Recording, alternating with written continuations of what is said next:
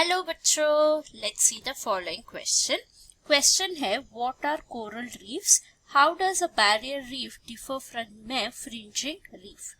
सो इस क्वेश्चन का की कॉन्सेप्ट है हमारा कोरल्स के बारे में। कोरल्स जो एक मास एग्रीगेट बनते हैं उनको कोरल रीफ बोला जाता है। तो कोरल्स का डेफिनेशन अगर देखा जाए ये क्या होगा, ये है polyp form of seal and ट्रेटा।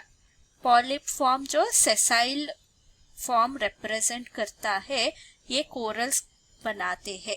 तो ये बेसिकली एग्रीगेट्स होते हैं of polyp, aggregates of solitary organisms भी हो सकते हैं, सॉलिटरी, और कॉलोनीज ऑफ पॉलिप भी हो सकता है।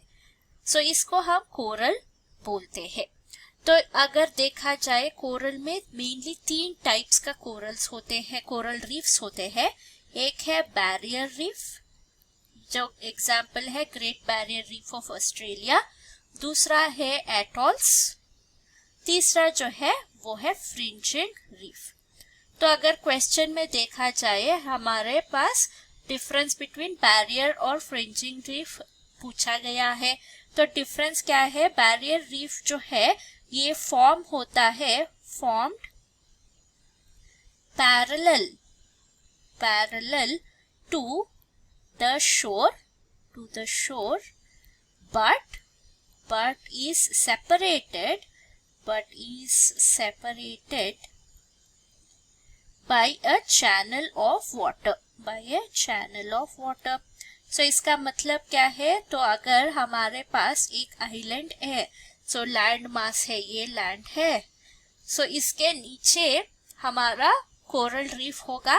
पर जो कोरल रीफ फॉर्म होता है वो लैंड मास के कुछ दूर में पाए जाते हैं, कुछ इस तरीके का, यानी वाटर जो है वो यहाँ पे होता है, वाटर चैनल जो है वो सेपरेट रखता है इन दोनों को, ये है वाटर।